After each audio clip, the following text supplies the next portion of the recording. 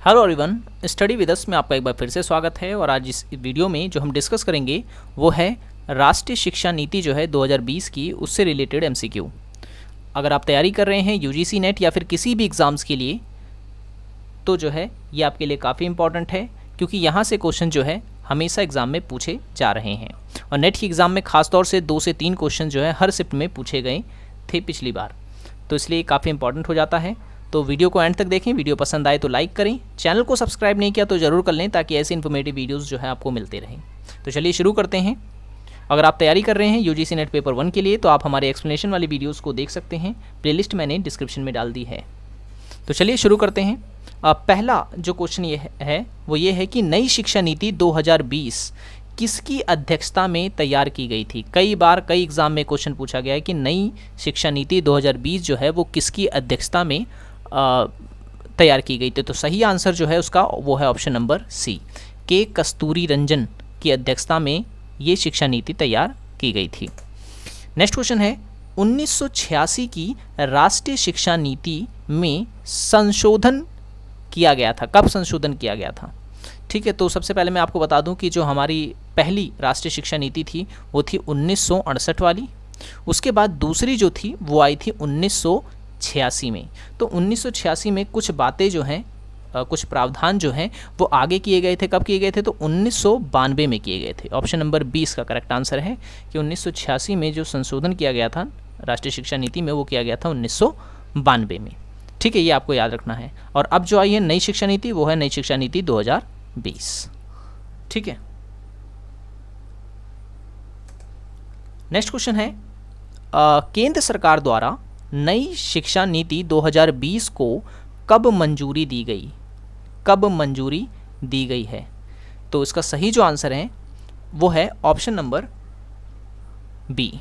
Option number B, 29 जुलाई 2020 को केंद्र सरकार द्वारा जो है नई शिक्षा नीति को मंजूरी दी गई थी। याद रखना ये डेट, ये काफ़ी इंपॉर्टेंट है, एग्जाम में पूछी गई है।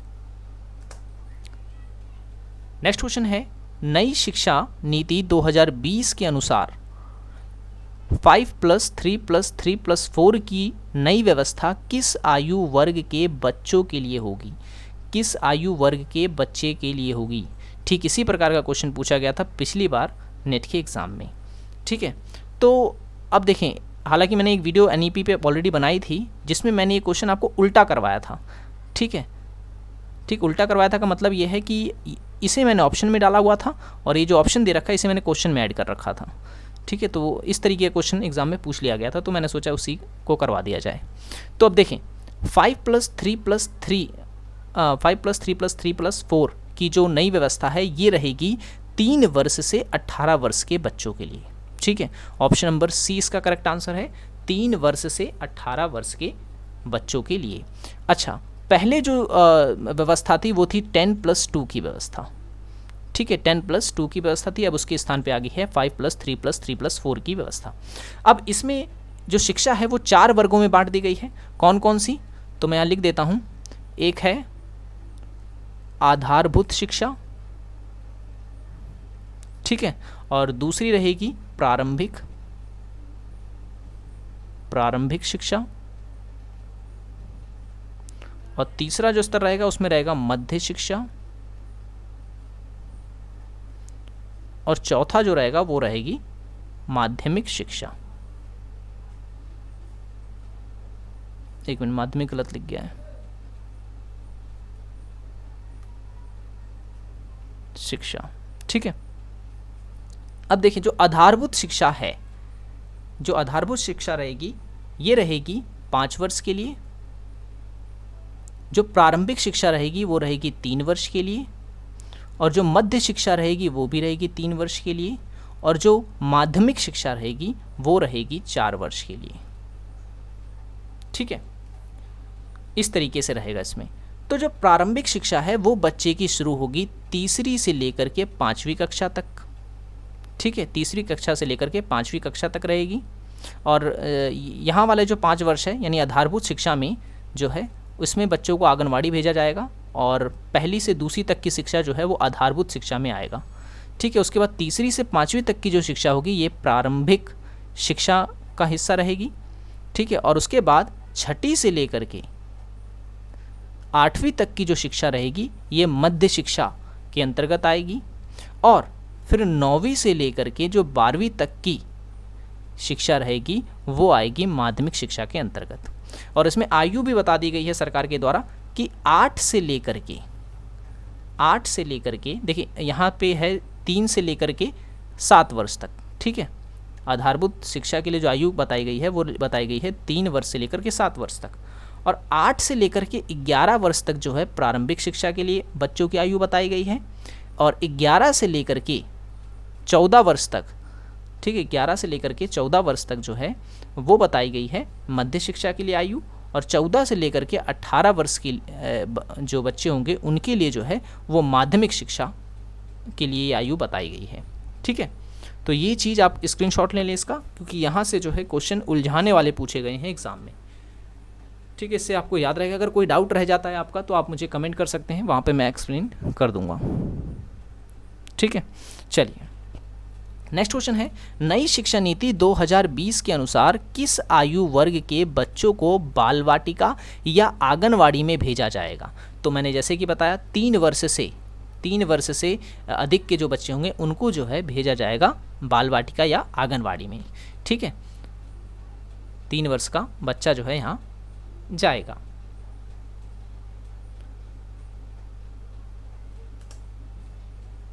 अच्छा, एक चीज़ और मैं बता दूं, जैसे कि 3 वर्ष के लिए जाएगा तो ये 5 वर्ष की आयु जो हमारी आधारभूत शिक्षा होती है वो 5 वर्ष के लिए होती है, अभी मैंने आपको बताया था, ठीक है। इन 5 वर्ष में 3 वर्ष तो उसके यहाँ हो गए, ठीक है। और उसके बाद 2 वर्ष जो हो बचे इसमें से 5 वर्ष में, उसमें फर्स्ट क्लास और सेकंड क्लास वो पढ़ेगा, ठीक है। तो इस तरीके से आधारभूत शिक्षा में सेकंड तक की पढ़ाई जो है वो बच्चा करेगा। नेक्स्ट क्वेश्चन है, नई शिक्षा नीति में प्री स्कूल से माध्यमिक स्कूल तक में 100% सकल नामांकन अनुपात, ठीक है, सकल नामांकन अनुपात जो है उसका लक्ष्य कब तक रखा गया है? पहली बात तो ये चीज़ आप याद रखें कि प्री स्कूल से माध्यमिक स्तर तक के GEP की बात कर रहा है, GER की बात कर रहा है, यानी कि सकल नामांकन अनुपात की बात कर रहा है, ठीक है। प्री स्कूल से लेकर के कहाँ तक के? माध्यमिक के लिए। तो याद रखें 100% का लक्ष्य रखा गया है 2030 तक, ठीक है। ऑप्शन नंबर 20 का करेक्ट आंसर है। 2030 तक जो है वो प्री स्कूल से लेकर माध्यमिक स्तर तक में जो है 100% सकल नामांकन अनुपात बनाने का लक्ष्य जो है रखा गया है 2030 तक। नेक्स्ट क्वेश्चन है, नई शिक्षा नीति 2020 के तहत मानक निर्धारित करने के लिए किस संस्था का गठन किया जाएगा?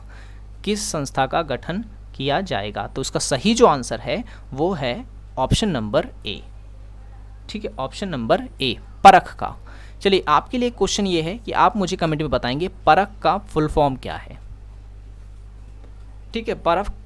परख का जो है फुल फॉर्म आपको बताना है। जबकि अच्छा, NHERC के बारे में जो है मैं आपको आगे बताऊंगा। NRF के बारे में बता दूं, ये रहेगा, इसका फुल फॉर्म है नेशनल